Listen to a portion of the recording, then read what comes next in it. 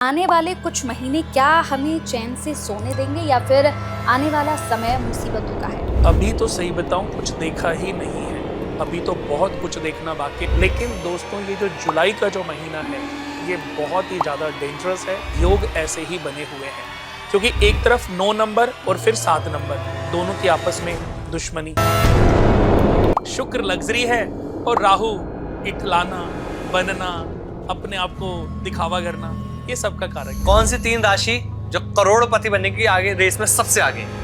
सबसे ऊपर टॉरस, उसके बाद एक्वेरियस और उसके बाद स्कॉर्पियो। क्या ये समय करियर के लिए, जॉब के लिए, बिजनेस के लिए ठीक है? देखो बिजनेस के लिए कुछ लोगों के लिए तो बहुत अच्छा है। बहुत ज्यादा सोच समझ करके कदम उठाने वाला साल है।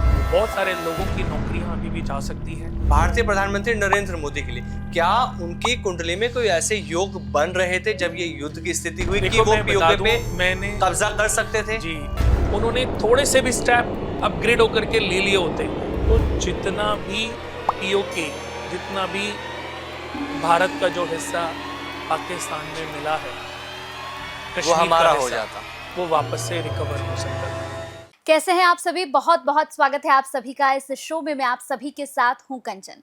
आज का हमारा जो ये खास कार्यक्रम है, हमारा खास शो है, जिसमें आज हम बहुत ही खास विषय पर, खास टॉपिक पर बात करने वाले हैं। 2025 का ये साल अभी तक आधा बीत चुका है, लेकिन अभी भी कुछ महीने बाकी हैं। ये जो कुछ महीने बीते हैं, इन कुछ महीनों में आपने बहुत कुछ देखा होगा। आपने देखा भारत पाकिस्तान के बीच युद्ध हुआ, आपने देखा पहलगाम में किस तरह से आतंकी हमला हुआ, आपने भूकंप देखा, आपने बहुत सारे हादसे देखे, आपने प्लेन हादसा भी देखा। लेकिन आने वाले जो और महीने हैं वो कैसे होंगे? क्या आपको चैन की नींद सोने देंगे या फिर आने वाला समय आपको और मुश्किलों में डाल देगा? आज ऐसे बहुत सारे सवालों पर बात होने वाली है। बात करेंगे बिहार चुनाव को लेकर कि आखिर क्या हम एक बार फिर से नीतीश कुमार को मुख्यमंत्री बनते हुए देखेंगे या फिर इस बार का मुख्यमंत्री कोई और होगा? बहुत सारे ऐसे सवाल हैं जिनका जवाब आज अपने इस खास कार्यक्रम, खास शो में हम लेने वाले हैं। तो चलिए फिर आपको मिलवाते हैं हमारे खास मेहमान से। हमारे साथ लाइव डिजाइनर कुणाल जी हैं। बहुत बहुत स्वागत है सर आपका। नमस्कार। नमस्कार सर, कैसे हैं आप? मैं ठीक हूँ, आप बताइए। बस बहुत अच्छे कुणाल जी। कुणाल जी, सबसे पहले मैं आपसे ये जानना चाहूंगी, अगर हम एक ज्योतिष की दृष्टि से देखें तो आधा साल तो बीत चुका है, आने वाले कुछ महीने अभी बाकी हैं। तो आने वाले कुछ महीने क्या हमें चैन से सोने देंगे या फिर आने वाला समय मुसीबतों का है? देखिए, जैसा कि इस साल के शुरुआत में भी हमने 1-2 पॉडकास्ट किए थे और उसमें भी बात की थी हमने कि ये साल किसी भी व्यक्ति के लिए इजी नहीं है। जैसे कि इस साल में इतने सारे चेंजेस हैं जो आसानी से दूसरे सालों में देखने को नहीं मिलते। फिर सबसे बड़ी बात है इस साल का मूलांक क्या है। यानी कि आप देखो, जैसे सूर्य हो गया, चंद्रमा हो गए, मंगल हो गए, बुध हो गए और शुक्र हो गए। इन ग्रहों का गोचर तो हर साल में चेंज होता ही है। सूर्य हर महीने एक राशि से दूसरी राशि में जाते हैं, चंद्रमा हर 2.25 दिन में जाते हैं, मंगल करीबन 45 डेज में जाते हैं, शुक्र और बुध ये भी करीबन 30 से 45 दिन में एक राशि से दूसरी राशि में ट्रांजिट होते हैं। तो गोचर तो हर साल इनका चेंज ही हो रहा है क्योंकि साल में 12 महीने हैं, 365 डेज हैं। लेकिन इस साल क्यों, ये जो साल है ये क्यों दूसरे सालों से अलग है उसके बारे में बताता हूं। पहले भी मैंने बताया था कि इस साल का जो नंबर है वो 9 नंबर है। यानी कि इस साल का जो राजा है वो मंगल है। अगर हम 2025 को जोड़ेंगे तो ये 9 नंबर आएगा। 9 नंबर मंगल का होता है। तो मंगल के हिसाब से तो ये बहुत ही पावरफुल साल होना चाहिए था, मेहनती होना चाहिए था। इस साल बहुत लोग मेहनत करके अपने जीवन में चेंजेस लेकर के आते। यानी कि कुछ ऐसे लोग जिनकी टर्नओवर अगर 1 करोड़ थी तो वो 1 करोड़ से 5 करोड़ पे पहुंच सकते थे। इस साल इतनी मेहनत हो सकती थी। लेकिन इस साल को हम 9 नंबर के बाद अगर बाद के जो 25 नंबर है इसको जोड़ें तो ये 2 और 5 ये 7 नंबर है। 7 और 9 का आपस में कोई तालमेल नहीं है, बिल्कुल भी सुटेबल नहीं है, 1% भी सुटेबल नहीं है, क्योंकि मंगल और केतु आपस में कॉम्बिनेशन, इसको अंगारक योग कहते हैं। और अंगारक योग क्या है? दो आग के गोले अगर आपस में टकरा जाएं तो उससे जो विस्फोट उत्पन्न होता है वो बहुत ज्यादा प्रलयंकारी होता है। तो ऐसा ही मंगल केतु का कॉम्बिनेशन है, जो कि अगर हम देखें तो इस साल करीबन 6 जून को बना है और जुलाई के एंड तक रहेगा। 28 जुलाई 29 जुलाई के आसपास में ये अलग होंगे। एक भाव से मंगल जो है सिंह राशि से कन्या राशि में प्रवेश कर जाएंगे, तब ये जो अंगारक योग है ये खत्म होगा। लेकिन अभी तो सही बताऊं कुछ देखा ही नहीं है, अभी तो बहुत कुछ देखना बाकी है। जैसे आपने एक सवाल किया कि जो आरंभ के जो 6 महीने जो बीते हैं, क्या हम बाद के 6 महीने चैन से सो पाएंगे? मैं कहता हूं कि बाद के तो शायद कुछ महीने फिर भी राहत दे जाएं, लेकिन दोस्तों ये जो जुलाई का जो महीना है ये बहुत ही ज्यादा डेंजरस है।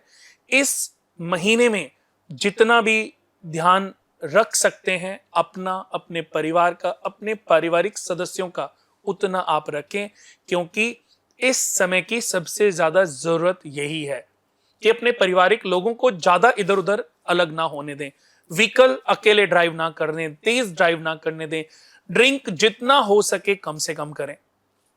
मैं ये बात इसलिए नहीं कर रहा हूं कि अभी एक प्लेन हादसा हुआ या जो हादसे हुए आगे भी, मैं कहता हूं नहीं भी होंगे, बट योग ऐसे ही बने हुए हैं।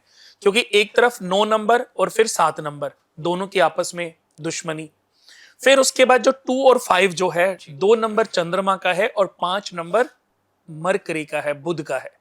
तो 2 चंद्रमा 5 बुध, इनका भी आपस में तालमेल बिल्कुल भी अच्छा नहीं है।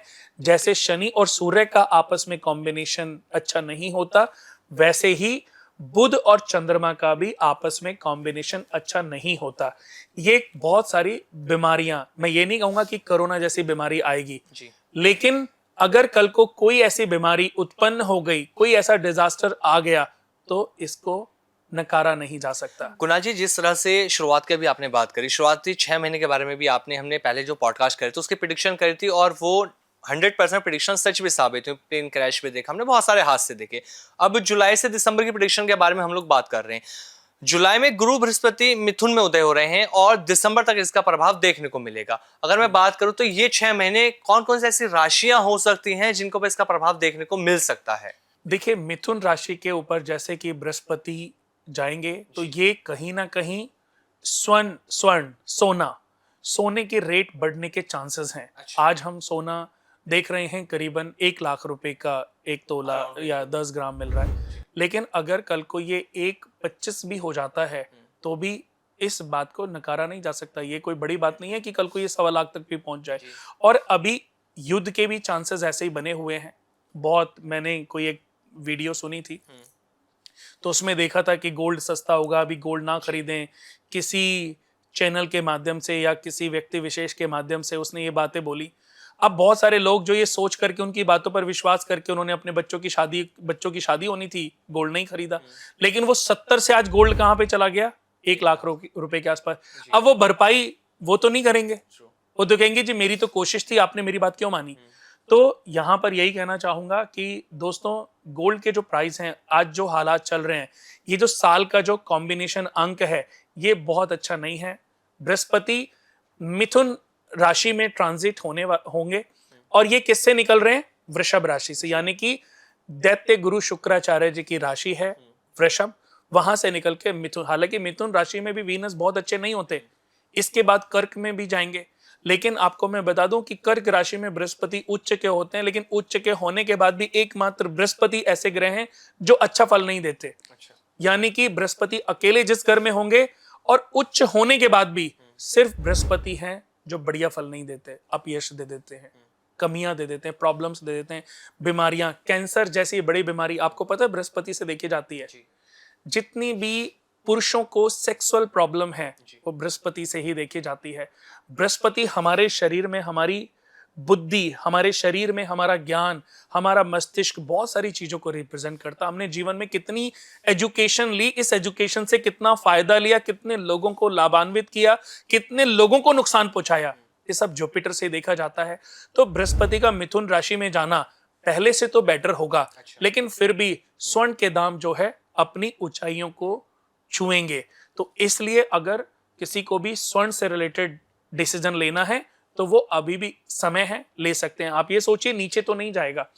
उसके बाद बृहस्पति, कुछ राशियां ऐसी हैं जिनके लिए मैं आपको बता दूं कि बृहस्पति मिथुन राशि किसके कहां पर उदित हो रही है। अगर किसी की मेष राशि है, किसी की वृषभ राशि है, अब देखिए मेष राशि में तीसरे घर में बृहस्पति होंगे, तो मेष राशि के लिए बृहस्पति का ट्रांजिट बहुत बढ़िया है। यानी कि ऐसे लोगों का कॉन्फिडेंस बढ़ेगा और कॉन्फिडेंस से लिए गए निर्णय उन लोगों को लाभ देंगे। अगर हम बात मेष राशि की कर रहे हैं तो बृहस्पति का ट्रांजिट, बृहस्पति का चेंज उन लोगों के लिए बहुत अच्छा है। भाग्य को मजबूती देगा, मैरिड लाइफ को अच्छा करेगा और प्रॉफिट बढ़ेगा। इसके बाद वृषभ राशि, वृषभ राशि के हिसाब से अगर हम बृहस्पति देखें तो सेकंड हाउस में होंगे। सेकंड हाउस में धन बढ़ेगा, मित्र का सपोर्ट मिलेगा, परिवार के साथ मेल जोल प्यार बढ़ेगा। पत्नी के साथ भी आपका अगर रिलेशन खराब हो रहा था तो वो भी रिलेशन काफी हद तक ठीक होने वाला है। तो वृषभ राशि के हिसाब से भी बृहस्पति का ट्रांजिट अच्छा है। कोई रोग ऋण शत्रुओं से प्रॉब्लम चल रही थी, कोई बीमारी परेशान कर रही थी, तो उस बीमारी से भी मुक्ति मिलेगी। उसके बाद बृहस्पति आठवें घर, सातवीं दृष्टि से आठवें घर को देख रहे हैं, तो आयु में भी वृद्धि होने के योग है। आयु पे जो संकट मंडरा रहे थे वहां लाभ मिलेगा। उसके बाद बिजनेस में भी उछाल आने के चांस है, यानी कि अगर आप बिजनेस कोई करना चाहते हैं, कर रहे हैं, तो उसमें भी आपको बेनिफिट मिलेगा। फिर मिथुन राशि के हिसाब से भी बृहस्पति की पोजीशन बहुत अच्छी है। कर्क राशि के हिसाब से बृहस्पति की पोजीशन अच्छी नहीं, क्योंकि कर्क राशि के हिसाब से बृहस्पति 12वें घर में जाएंगे। जैसे अगर मैं मिथुन राशि की बात करूं तो मिथुन राशि लगन में आ गए, तो लगन से विद्या भाव को देख रहे हैं, संतान भाव को देख रहे हैं, संतान अपग्रेड होंगी, संतानों की तरफ से जो परेशानियां चल रही थी उनसे मुक्ति मिलेगी। मैरिड लाइफ, पार्टनरशिप से रिलेटेड जो प्रॉब्लम थी उसमें परेशानियां खत्म होंगी और बेनिफिट बढ़ने शुरू हो जाएंगे। मैरिड लाइफ भी मजबूत होगी और पार्टनरशिप भी मजबूत होगी, और पार्टनरशिप के साथ जो भी काम कर रहे थे उसमें तरक्की होने वाली है। उसके बाद बृहस्पति की भाग्य के स्थान पे दृष्टि, तो मिथुन राशि के हिसाब से भी बृहस्पति की स्थिति बहुत बढ़िया। कर्क राशि के हिसाब से बढ़िया नहीं है, क्योंकि कर्क राशि के हिसाब से बृहस्पति लॉस घर में है। लॉस घर में होने से कुछ खर्चे बढ़ेंगे और खर्चों की वजह से जो जमा पूंजी है उसमें नुकसान हो सकता है, उसमें प्रॉब्लम आ सकती है, यानी कि कोई प्रॉपर्टी बिक सकती है। सिंह राशि के हिसाब से प्रॉफिट मिलने वाला है, प्रॉफिट आएगा, यानी कि बाद के 6 महीने में प्रॉफिट बढ़ने के चांस है। कोई पैसा रुका हुआ है, कोई पैसा मरा हुआ है, कोई पैसा किसी को कर्ज दिया हो, तो अचानक से वो आ सकता है। कोई घर में मांगलिक कार्य हो सकता है, आप बेटे की शादी के लिए सोच रहे हैं, आप बेटे की शादी के लिए कोई मांगलिक कार्य करने का सोच रहे हैं, तो उसमें सफलता मिल सकती है। बच्चे को एजुकेशन के लिए विदेश भेजने के बारे में सोच रहे हैं, तो उसमें भी आपको लाभ मिल सकता है। तो देखा जाए तो सिंह राशि के हिसाब से मैरिड लाइफ अच्छी रहेगी, आपकी बच्चों की एजुकेशन अच्छी रहेगी, और कोई प्रॉपर्टी खरीदना चाहते हैं, कोई प्रॉपर्टी खरीदने के बारे में सोच रहे हैं, तो वो भी। कन्या राशि के बारे में अगर मैं देखूं तो कन्या राशि के हिसाब से जो जुपिटर हैं, बृहस्पति हैं, वो 10th घर में होंगे। धन बढ़ेगा, परिवार के साथ रिलेशन कॉम्बिनेशन बढ़ेगा। दूर दराज रहते हैं तो परिवार के साथ एक लंबा समय बिताने का मौका भी आप लोगों को मिल सकता है। कोई प्रॉपर्टी खरीद सकते हैं, और कोई ऋण होगा तो ऋण उतरेगा, अगर ऋण नहीं है तो कोई ना कोई कर्ज चढ़ सकता है। इससे पहले कोई कर्जा चढ़े, कोई मुसीबत आए, छोटा मोटा कोई कर्ज लेने से भी आप उस बड़ी प्रॉब्लम से मुक्त हो सकते हैं। तो तुला राशि के हिसाब से बृहस्पति भाग्य के घर में रहेंगे, भाग्य को मजबूत करेंगे, हेल्थ ठीक रहेगी। हेल्थ के ऊपर जो भी परेशानियां से जूझ रहा था व्यक्ति, उन चीजों में व्यक्ति को सपोर्ट मिलेगी। तो ये मैं आपको बता रहा हूं कि बृहस्पति हर राशि के हिसाब से अलग अलग भाव में विचरण कर रहे हैं। उसके बाद पराक्रम बढ़ेगा, कॉन्फिडेंस बढ़ेगा, पारिवारिक सदस्यों के साथ तालमेल बढ़ेगा। भाई के साथ अगर संबंध खराब चल रहे थे तो वो संबंध भी आपके मजबूत होंगे, अच्छे होंगे। तो तुला राशि के हिसाब से भी मैंने बताया बहुत बढ़िया। लेकिन वृश्चिक राशि के हिसाब से अगर मैं बृहस्पति का गोचर देखूं तो बृहस्पति 8वें घर में, कोई बीमारी, बड़ी बीमारी, कैंसर या बड़ी बीमारी, इन्फेक्शन, किडनी जैसी बड़ी बीमारी, पैनक्रियाज में, अगर कोई भी, मैं ये नहीं कह रहा हूं कि सबको होगी, पर अगर इससे रिलेटेड जरा सी भी प्रॉब्लम आपको चल रही है, किसी को चल रही है, तो फौरन उसका सही से ट्रीटमेंट कराएं, क्योंकि ये छोटी बीमारी बड़ी बीमारी का रूप ले सकती है। पाइल्स हो सकते हैं, पाइल्स से रिलेटेड प्रॉब्लम हो सकती है। तो 8वें घर में बृहस्पति को अच्छा नहीं माना गया। हालांकि दृष्टि अच्छी है कि अगर कोई बड़ी प्रॉब्लम आती है तो पैसा उत्पन्न हो जाएगा, पैसा कहीं ना कहीं से आ जाएगा, मरा हुआ पैसा भी प्राप्त हो जाएगा, पैसा भी जुड़ेगा। अगर बहुत दिन से पैसा नहीं जुड़ रहा था तो जुड़ेगा। उसके बाद बहुत दिन से कोई प्रॉपर्टी खरीदना चाहते हैं तो प्रॉपर्टी मिल सकती है, कोई गाड़ी खरीद सकते हैं। ये वृश्चिक राशि के हिसाब से मैंने बताया। इसके बाद धनु राशि, धनु राशि के हिसाब से बृहस्पति 7th हाउस में है। 7th हाउस लाभ स्थान को देख रहे हैं, लगन को देख रहे हैं, पराक्रम भाव को देख रहे हैं, और बैठे कहां पर है? 7th house. Day to day income, परिवार, पत्नी का घर है, पार्टनर का घर है, तो वहां से फायदा मिलेगा। अगर बच्चों की शादी नहीं हुई है और धनु राशि है तो शादी होने के चांसेस हैं, पार्टनर मिलने के चांसेस हैं। अगर शादी हो गई है तो बच्चे होने के चांसेस हैं, पुत्र सुख प्राप्त होने के चांसेस हैं, प्रॉफिट बढ़ेगा, कोई मांगलिक घर में कोई मांगलिक वातावरण होगा, मांगलिक कार्य हो सकता है, हेल्थ ठीक रहेगी। यानी कि भाई बहनों की तरफ से, खुद की तरफ से, परिवार की तरफ से, पत्नी की तरफ से, प्रॉपर्टी की तरफ से खुशहाली रहने वाली है। धनु राशि के लिए बृहस्पति की ट्रांजिट बहुत अच्छी है। मकर राशि के हिसाब से बृहस्पति 6ठे घर में, कोई बड़ी बीमारी उत्पन्न हो सकती है, कोई आपके पैसे को मार सकता है, कोई आपके ऊपर षड्यंत्र रख सकता है, कोई कानूनी कार्रवाई हो सकती है, कोई नेगेटिव चीजें आपके ऊपर हावी हो सकती है, आप उल्टे सीधी चीजों में फंस सकते हो, गवर्नमेंट रिलेटेड कोई प्रॉब्लम उत्पन्न हो सकती है। तो ये आपको ध्यान रखना है। बिजनेस अगर कोई करना चाहता है तो बिजनेस की तरफ से अगर मैं देखूं तो कोई बिजनेस की स्टार्टिंग, प्रॉफिट आएगा नहीं आएगा ये अलग बात है, लेकिन कोई बिजनेस शुरू हो सकता है क्योंकि बृहस्पति 10th हाउस को देख रहा है। लॉस, खर्चों पर नियंत्रण होगा, ये लेकिन परिवार के दूसरे सदस्य खर्चे को बढ़ा करके आपकी जो इनकम है, जो उसको कैलकुलेशन है कि बजट जो उसको बिगाड़ सकते हैं। फिर धन के कोई ना कोई एक दो स्रोत और उत्पन्न होते, जैसे मैंने बताया कि बिजनेस होने के चांसेस हैं, लेकिन क्योंकि बृहस्पति धन भाव को भी देख रहे हैं तो बिजनेस से प्रॉफिट आने के चांसेस बढ़े हुए हैं। अगर आप सोच रहे हैं तो 100% बिजनेस करना चाहिए। कुंभ राशि के हिसाब से बृहस्पति 5वें घर में बैठे हैं, मिथुन राशि 5वें घर में उदित हो रही है। 5वें घर से भाग्य स्थान को, लाभ स्थान को और लगन को, यानी कि जितने भी लोगों की कुंभ राशि है उनके लिए अगले जो 6 महीने हैं वो बहुत अच्छे हो सकते हैं। अब मैं इसको, अगर कोई भी कि बृहस्पति भाग्य, लक बढ़ेगा, मजबूत होगा, विदेश ट्रैवल हो सकता है, विदेश से कोई बेनिफिट मिल सकता है, प्रॉफिट आ सकता है, कोई मांगलिक कार्य हो सकता है, हेल्थ ठीक रहेगी। बृहस्पति 5वें घर में बैठे संतानों की तरफ से भी चल रही परेशानियों से मुक्ति मिलेगी। तो कुंभ राशि के हिसाब से बहुत बढ़िया है। अब लास्ट राशि है मीन राशि।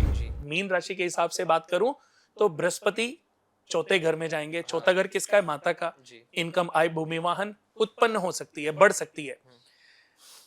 बृहस्पति के बारे में कहावत है कि बृहस्पति जिस घर में अकेले होते हैं, उच्च के होते हैं, बिल्कुल अच्छे नहीं होते, लेकिन मिथुन राशि में बृहस्पति अच्छे फल दे सकते हैं। मिथुन राशि में बृहस्पति का फल व्यक्ति को अच्छा प्राप्त हो सकता है। यानी कि मीन राशि के हिसाब से 4थे घर में बृहस्पति प्रॉपर्टी खरीदना चाहते हैं, कोई लकी ड्रॉ में आपने ड्रॉ डाला है, आपकी प्रॉपर्टी निकल सकती है। कोई प्रॉपर्टी के माध्यम से बड़ी इनकम इजाफा हो सकता है। कोई प्रॉपर्टी आप बेचना चाहते हैं, नहीं बिकी, बहुत अच्छी प्राइस में बिक सकती है। ये गूढ़ ज्ञान है, जिसने समझ लिया उसने मुसीबतों से छुटकारा पा लिया, और जिसने नहीं समझा वो इस माया जाल में फंसा हुआ है। बिल्कुल। कुणाल जी, आपने सारी राशियों के बारे में यहाँ पर बताया। मैं अब आपसे पूछना चाहूंगी कि ऐसी एक राशि आप किसे मानते हैं जो बिल्कुल फाइटर है, मतलब कभी हार ही नहीं मानती है जिंदगी में? देखो, एक राशि कहना तो बड़ा मुश्किल है, क्योंकि कुछ ऐसी राशियां हैं जो कभी हार नहीं मानती। जैसे कि बुल, वृषभ राशि, ये कभी हार नहीं मानती। अच्छा। जितना मर्जी इसके ऊपर मुसीबतें आ जाएं, ये फिर से खड़े होकर के मजबूती के साथ आगे बढ़ने का काम करती है। ये नेचर है वृषभ, टॉरस, बुल। वृषभ राशि के बाद सिंह राशि, ये इनके अंदर पेशेंस होता है, ये इंतजार करते हैं और सही समय का इंतजार करके फिर से छलांग लगा देते हैं।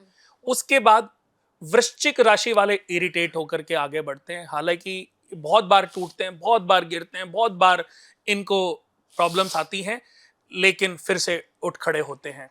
और उसके बाद कुंभ राशि, वृषभ और कुंभ मेरी थोड़ी सी फेवरेट भी है। कुंभ राशि वाले भी पेशेंस भी होता है, समझदार भी होते हैं, और कितनी बार गिरने के बाद अपना दिमाग, अपनी सारी चीजों को एनालाइज करके फिर से आगे बढ़ने के लिए तैयार हो जाते हैं। अगर सबकी बात करूं तो टॉरस और कुंभ राशि, और अगर एक राशि की बात करूं तो टॉरस।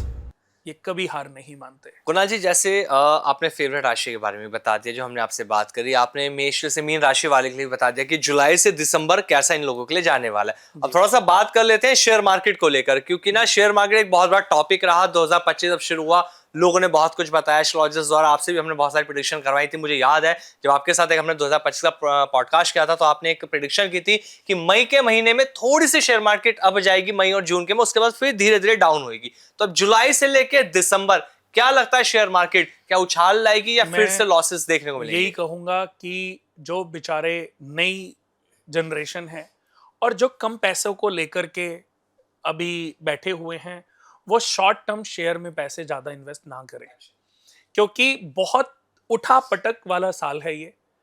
अगर आपका समय अच्छा नहीं है, आप जिस शेयर में पैसे लगाएंगे वो शेयर नीचे चला जाएगा, इसको ऐसे समझ लीजिए।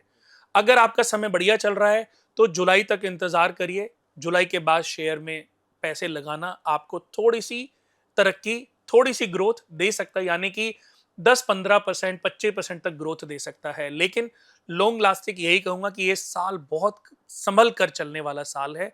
तो कम पैसे वाले छोटे जो बेचारे निवेशक हैं, उनको ये सलाह है, जैसे स्टार्टिंग साल में भी मैंने बोला था कि इस साल में कुछ लोग बहुत राइज करेंगे, लेकिन शेयर के मार्केट से बहुत लोग जो है बर्बाद भी होंगे। अगर हम करियर के लिहाज से देखें कुणाल जी यहाँ पर, तो क्या आने वाला समय, क्योंकि हमने देखा कि जब शुरुआत की अगर हम बात करें तो बहुत से लोग नौकरी के लिए, बिजनेस के लिए परेशान रहे, तो क्या ये समय करियर के लिए, जॉब के लिए, बिजनेस के लिए ठीक है? देखो, बिजनेस के लिए कुछ लोगों के लिए तो बहुत अच्छा है। जैसे आप देखिए, जैसे कुछ चीजें हैं उनमें तो कमी नहीं आ रही है, जैसे खाने पीने की चीजें हैं, रोजमर्रा रूटीन की जो चीजें हैं उनमें क्या कमी।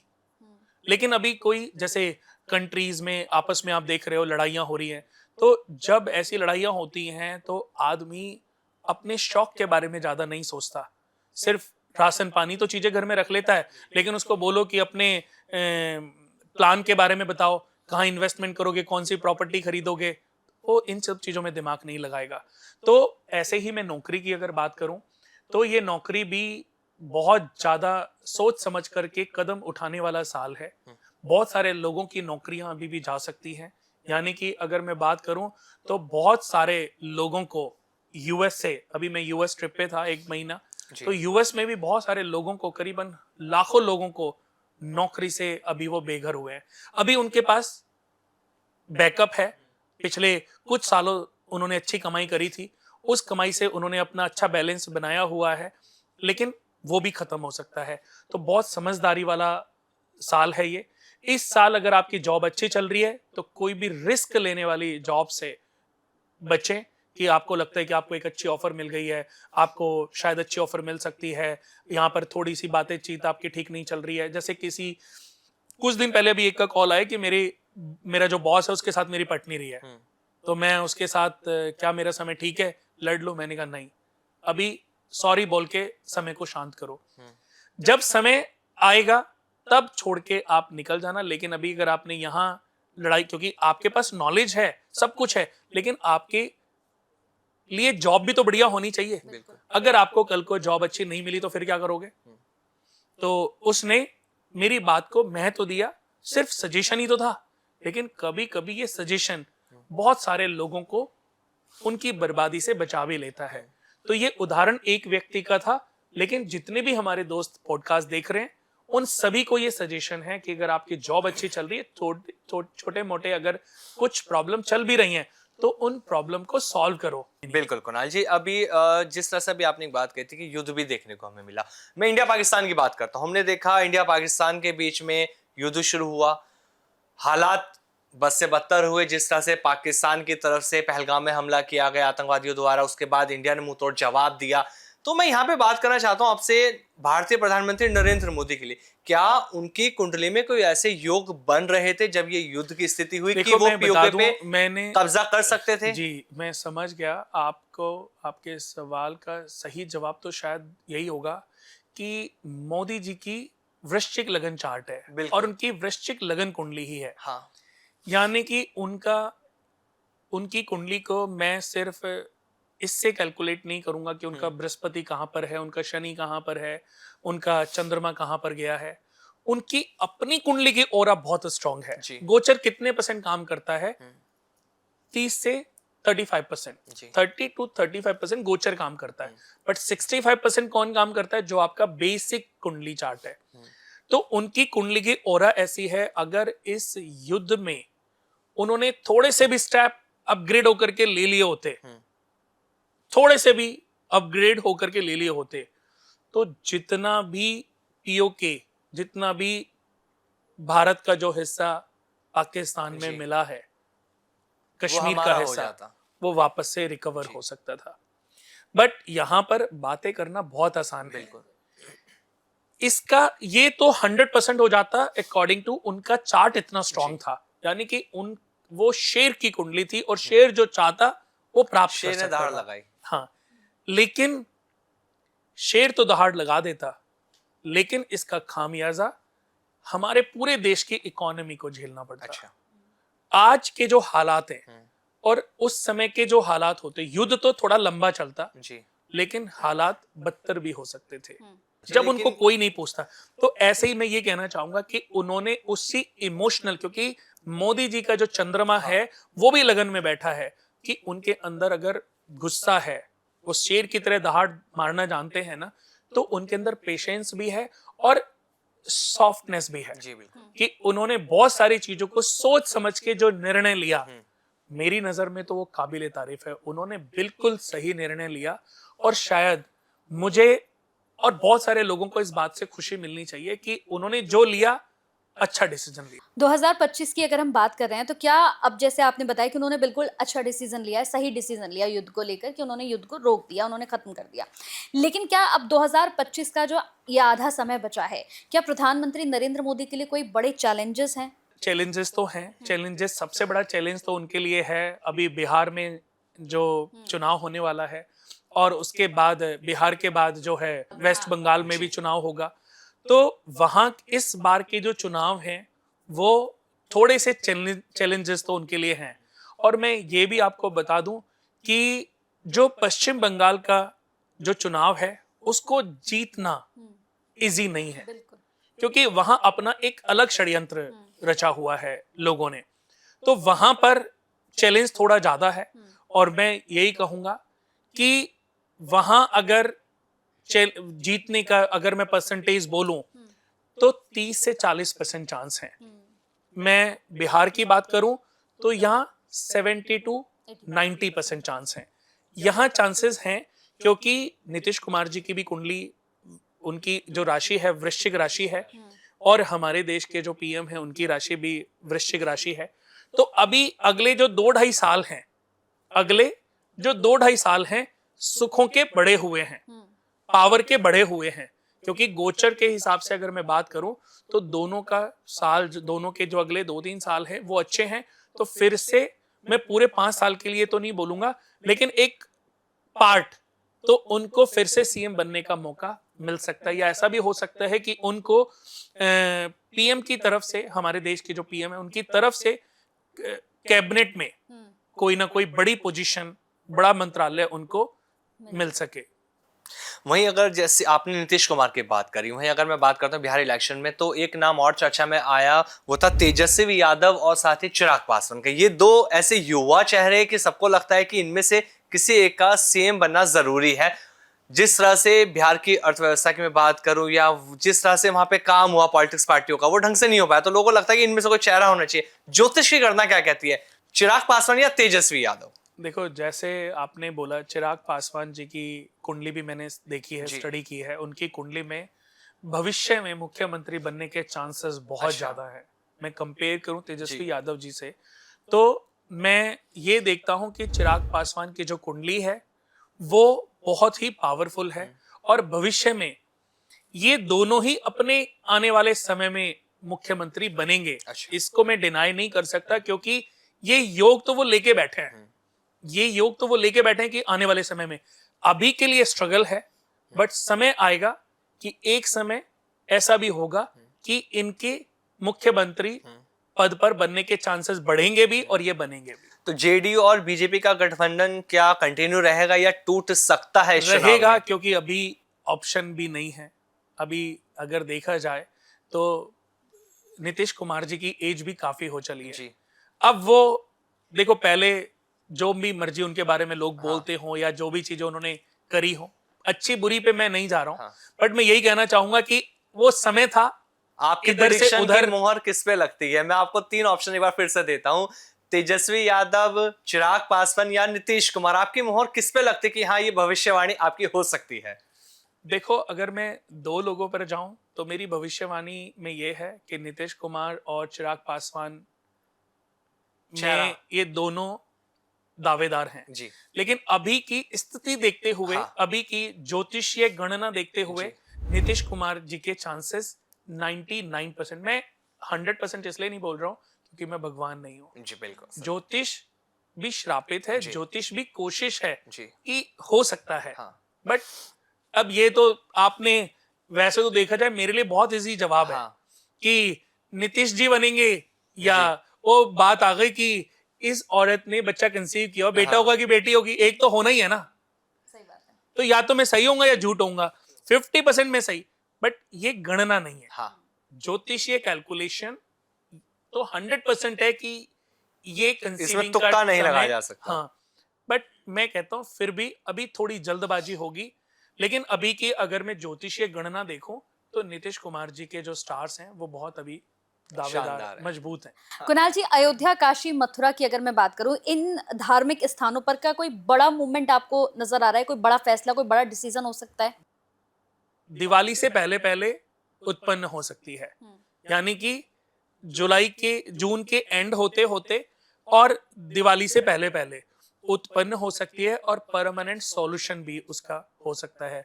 बाकी अगर मैं मथुरा की बात करूं तो वहां भी छोटी मोटी प्रॉब्लम आएगी, वहां भी कोई बड़ी प्रॉब्लम आने के चांसेस नहीं है। अभी हमने देखा कुणाल जी, ईरान और इजराइल के बीच युद्ध चला कुछ दिन, उसके बाद सीज फायर हुआ। सीज फायर होने के बाद हम देखा अमेरिका एक बार फिर से हीरो बनकर निकला कि सीज फायर रुकवा दिया गया, दोनों में सहमति हो गई। आपको क्या लगता है, दुनिया पर युद्ध का खतरा वाकई टल चुका है या ये युद्ध दोबारा आगे हो सकता है? इसका असर भारत पर भी होगा? देखो, इसका सही जवाब मैं दूं कि ईरान को भी और इजराइल को भी, दोनों को ये समझ आ गया कि इस लड़ाई से कितनी तबाही उनकी हुई है। बिल्कुल। इजराइल को भी समझ आ गया और ईरान को भी। और दूर से बैठ करके कोई मजे ले रहा था। कहते ना वो बिल्ली की बंदर बाट में, बंदर मजे ले गया। वो कैसे मजे ले गया कि 2 बिल्लियां एक रोटी पे लड़ रही थी। हाँ। 2 बिल्लियां एक रोटी पे लड़ रही थी। तो उन्होंने कहा कि, बंदर ने पूछा कि तुम लड़ क्यों रहे हो? जी। तो उन्होंने बोला कि इसको बराबर बराबर बांटना है। हाँ। लेकिन मुझे पता है कि ये भी बराबर नहीं बांटेगा कि बिल्ली। उस बिल्ली ने कहा ये भी बराबर नहीं बांटेगी। तो बंदर ने कहा इसमें क्या बड़ी बात, मैं बांट देता हूं। तो उसने कहा ये सही है। तो उसने एक तराजू एक तरफ रख दिया, एक तरफ हल्का सा पलड़ा ऊपर था, एक नीचे था। तो उसने उसमें से रोटी तोड़ी और खा ली कि ये मैं खा लूं क्योंकि इसके तोड़ने से बराबर हो जाएगा। हाँ। कि उसने कहा हाँ, दोनों ने सहमति दिखाई, उसने वो खा ली कि अब ये वाला पलड़ा है। तो फिर उसमें से तोड़ा एक टुकड़ा, खा लिया। फिर उसमें से करते करते दोनों के पास 6 रोटियों में से अब बची नहीं, हाँ। एक रोटी बची। तो उसने बोला ये कि ये देखो, मैंने तुम दोनों की मैंने तुम दोनों का शेयर जो बांटा है, मैंने जो मेहनत करी है हाँ।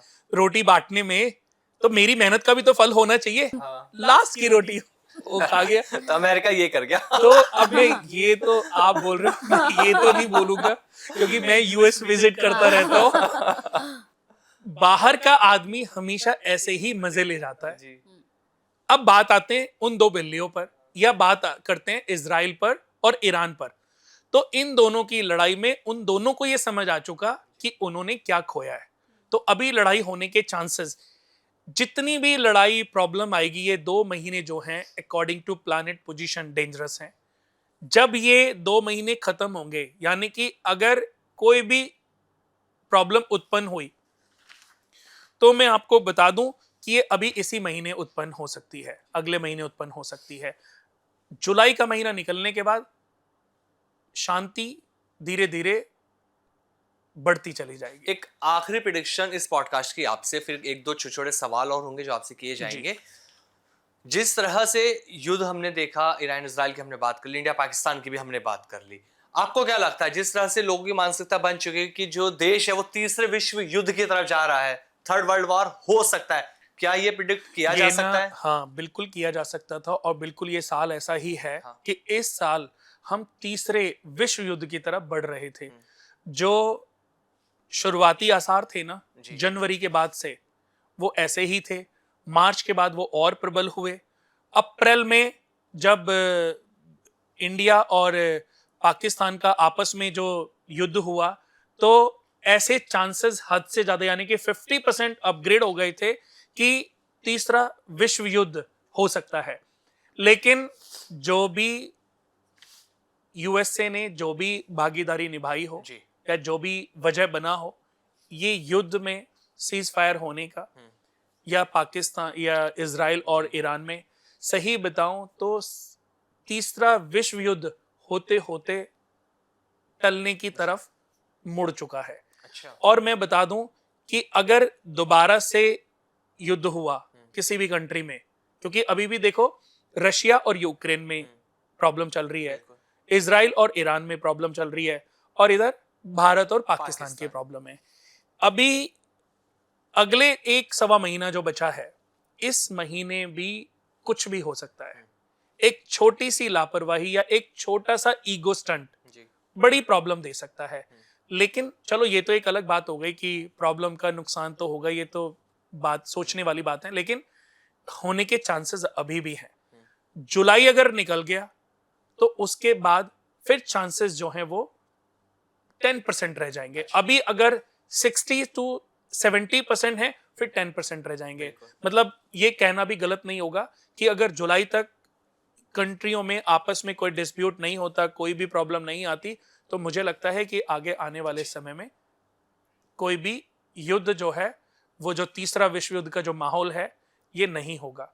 और अभी के जो सितारे हैं वो ऐसे नहीं बन रहे कि अब ये प्रॉब्लम जो है तीसरे विश्व युद्ध तक जाए, क्योंकि तीसरे विश्व युद्ध के लिए अब तक युद्ध हो चुका होता, अब अभी भी ये कंट्री आपस में लड़ रही होती। कुणाल जी, एक ऐसा योग जिसके बारे में जानना चाहूंगी जो रोडपति से इंसान को करोड़पति बना देता है। अखंड साम्राज्य योग। अच्छा। अखंड साम्राज्य योग सिर्फ 4 लगन चार्ट में बनता है, या तो वृषभ लगन में, या वृश्चिक लगन में, या कुंभ लगन में, या सिंह लगन में। इनके अलावा किसी लगन में ये चार्ट नहीं बनता। मैंने कितने लोगों के कुंडलियां 70-80 इयर्स, 50-60 इयर्स की एज में कुछ लोगों की देखी, और उनकी कुंडली को देख करके मुझे इतना पछतावा हुआ। मैंने उनको बोला काश के आप मुझे 20 साल पहले मिले होते, काश के मुझे 30 साल पहले मिले होते, तो आज कम से कम आप 1-2 लाख करोड़ के आदमी होते। तो बोलते कुणाल जी अब आ गए। तो मैं बोलता हूँ कि जैसे आप इस एज में आए हो ना, 60 साल में जो आपके ग्रहों की जो एज है वो आपके एज के जैसी है। जैसे आप वृद्ध हो गए, रिटायरमेंट की स्टेज पे पहुंच गए, तो आपके ग्रह भी रिटायरमेंट वाली एज पे पहुंच गए। व्यक्ति की 30 और 60 साल की एज में अगर उसको सही से जानकारी मिल जाए इन ग्रहों की, तो व्यक्ति रोडपति से करोड़पति नहीं, अरबपति, शंखपति बन सकता तो है। अपनी अपनी कुंडली सबको देखनी चाहिए, जैसा कुणाल जी ने बनाया, पता लग जाएगा। बिल्कुल अखंड साम्राज्य योग, जैमिनी राजयोग, चंद्र मंगल एक साथ बैठ जाए, महालक्ष्मी योग, ये बड़े दुर्लभ योग होते हैं। लेकिन अखंड साम्राज्य योग दुनिया का सबसे पावरफुल राजयोग है, जो हमारे देश के प्रधानमंत्री जी, जो वॉरेन बुफे की कुंडली में बना हुआ है, जो टाटा जी की कुंडली में बना हुआ था, जो मुकेश अंबानी जी की कुंडली में, धीरू भाई अंबानी जी की कुंडली में बना हुआ था, जो बिल गेट्स की कुंडली में बना हुआ था, जो टेस्ला के मालिक की कुंडली में बना हुआ है, बिल्कुल। ट्रंप जी की कुंडली में भी अखंड साम्राज्य योग बना हुआ है। बिल्कुल, तो मुझे लगता है कि जितने भी लोग इस हमारे खास कार्यक्रम को देख रहे होंगे, प्रोग्राम को देख रहे होंगे, वो इस प्रोग्राम के बाद अपनी कुंडली तो पक्का चेक करवाने वाले हैं कि कहीं ऐसा ना हो कि हमारी कुंडली में भी ऐसा योग और हमें पता ही ना चल पाया हो। बहुत लोग हैं जिनको पता नहीं चलता और समय निकल जाता है, फिर हाथ मलते रहते हैं। समय, सही समय पर सही व्यक्ति का मिलना बहुत जरूरी है। तो बिल्कुल, अगर जितने भी लोग इस प्रोग्राम को देख रहे हैं, देखिए हम बार बार यही कह रहे हैं कि सही समय पर सही व्यक्ति का मिलना बहुत जरूरी है। तो कुणाल जी आपको मिल ही गए हैं। अगर आपके पास समय है तो अपनी कुंडली दिखाइए और जो भी आपका एक अखंड साम्राज्य योग है उसे एक्टिव कराइए। अभी देखिए, आज एक छोटी सी बात की, अभी मैं पॉडकास्ट कर रहा हूँ आपके साथ, और अभी 1 घंटे पहले सिर्फ एक क्लाइंट ने स्पेशली मेरी उसको किसी से मेरे बारे में पता चला, फीस तो चलो XYZ जो भी होगी, उसने सिर्फ मेरी टिकट कराई और उसने वो 24 घंटे के लिए वो मेरे से मिलना चाहता है। कहता मेरे को सिर्फ आपसे मिलना है और 5 घंटे आपके साथ बैठना है, घर का वास्तु, एस्ट्रोलॉजी। तो उसने भी टिकट कराई। मैं सुबह की 4 बजे की फ्लाइट से जा रहा हूँ और कल रात को या परसों की फ्लाइट से मैं वापस आऊंगा। हालांकि मैं भी जाना नहीं चाहता हूँ, लेकिन फिर भी जा रहा हूँ क्योंकि मैं ये सोचता हूँ कि हो सकता है ये ईश्वर का फरमान हो सकता है ईश्वर भी चाहते हो कि मेरे माध्यम से उसकी किस्मत में परिवर्तन आए। तो माध्यम ईश्वर बनाता है और मुझे इस बात की बहुत खुशी है कि ईश्वर ने मुझे माध्यम बनाया। अच्छा कुणाल जी, जिस तरह से पूरे पॉडकास्ट में अभी तक शुरू से लेकर आखिर तक हमने प्रेडिक्शन करी, आपके थ्रू बहुत सारी चीजें हमने बताई, इंडिया पाक के बारे में बात कर ली, ईरान इजराइल के बारे में बात कर ली, शेयर मार्केट की भी। अब एक छोटा सा, या तो इसे रैपिड फायर समझ लीजिए मेरा और कंचन का, या 1-to-1 फास्ट वाला समझ। तो शुरू कर लेते हैं कंचन। एक बिल्कुल, तो सबसे पहले मैं यही पूछूंगी कि आपकी सबसे फेवरेट राशि कौन सी है? टॉरस। और सबसे आपके लिए खतरनाक राशि जिससे आप डरते हैं? स्कॉर्पियो। ऐसी कौन सी राशि है जो बहुत जल्दी इमोशनल हो जाती है और फिर उसका दिल टूटता ही रहता है, फिर जुड़ता नहीं है? कन्या राशि। और सबसे गुस्सा कौन सी राशि वाले लोग करते हैं, मेल और फीमेल दोनों का बताइएगा। देखिए, अगर लड़कियों की वृश्चिक राशि है तो वो सबसे ज्यादा अग्रेसिव होती है, और लड़कों की अगर सिंह राशि है तो वो सबसे ज्यादा अग्रेसिव होते हैं, गुस्से वाली राशि। अच्छा, बिल्कुल, ऑफिस में बहुत सारे लोग आते हैं कुणाल जी, बहुत ज्यादा बंठन कर आते हैं, सूट बूट पहन कर आते हैं, तो कौन से ग्रह का प्रभाव होता है इनके ऊपर? समझ लीजिए उनके ऊपर राहु में शुक्र या शुक्र में राहु का सूक्ष्म अंतर या प्रत्यंतर चल रहा है, और अभी अभी उन्होंने अच्छा पैसा कमाया और उन्होंने किसी को रिझाने का मन बना लिया है, या उनकी लाइफ में कोई पार्टनर, ऑफिस का ही कोई पार्टनर आ गया है। तो अभी ऐसी स्थिति अगर है तो ये राहु और वीनस से ही जन्म लेते हैं, क्योंकि शुक्र लग्जरी है और राहु इठलाना, बनना, अपने आप को दिखावा करना, ये सब का कारक है। कौन सी 3 राशि जो करोड़पति बनने की आगे रेस में सबसे आगे है? सबसे ऊपर टॉरस, उसके बाद एक्वेरियस और उसके बाद स्कॉर्पियो। ऐसी कौन सी राशि है कुणाल जी जिससे बहुत जल्दी जल्दी प्यार हो जाता है? देखिए, ऐसी राशि है तुला। तुला राशि और वृषभ राशि। वृषभ राशि की भी मैं बात करूं तो बाद में, तुला राशि को बहुत जल्दी अट्रैक्शन हो जाता है, बहुत जल्दी उनके लड़ाई झगड़े भी होते हैं, उनका अलगाव भी होता है, लेकिन बहुत जल्दी जल्दी उनकी लाइफ में कोई ना कोई फिर से अट्रैक्शन किसी न किसी के प्रति हो जाता है।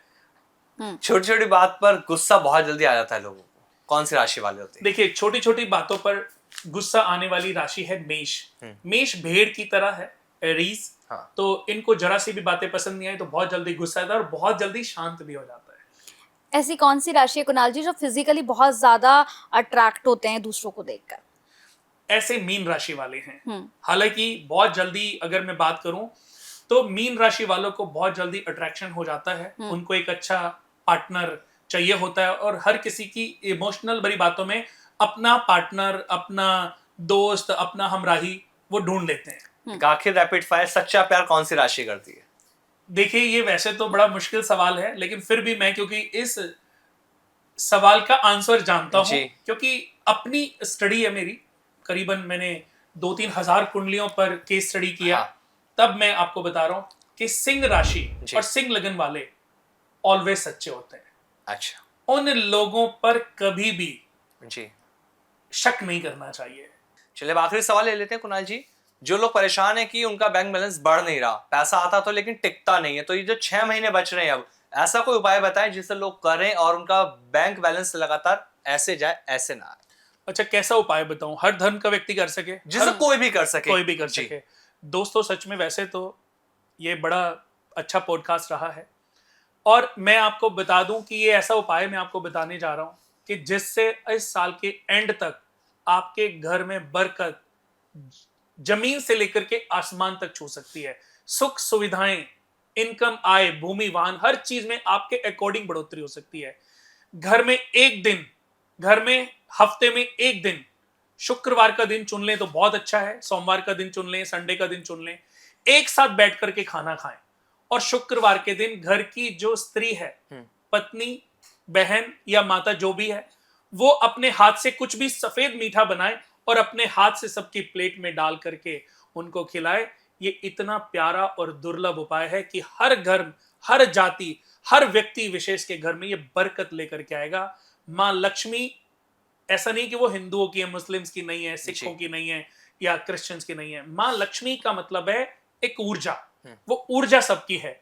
इस उपाय को करिए और उसके बाद इस साल के एंड तक अपनी किस्मत को बदलता हुआ देखिए। बिल्कुल, बहुत शानदार उपाय भी आपने बता दिया और बहुत शानदार पॉडकास्ट रहा और सबसे मजेदार जो रैपिड फायर आपने दिया लोगों को बहुत ही पसंद आने वाला है और आपकी प्रिडिक्शन लाजवाब रहती हैं। लास्ट टाइम भी हमने की थी, वो एकदम प्रिडिक्शन आपकी अच्छी निकली। इस बार भी लोग जो है पॉडकास्ट देखेंगे वो यही कहेंगे कि जो कुणाल जी ने बताया वो एकदम एक्यूरेट बताया। तो जो भी कोई सवाल आपका कुछ रहा जो हमने नहीं पूछा, कमेंट करके बात कर सकते हैं। डिस्क्रिप्शन पूरी डिटेल आपका जो भी कमेंट है होगा उसका आंसर कुणाल जी की तरफ से आपको दिया जाएगा। बहुत धन्यवाद कुणाल जी हमारे इस पॉडकास्ट में आने के लिए। नमस्कार सर। Thank you. नमस्कार।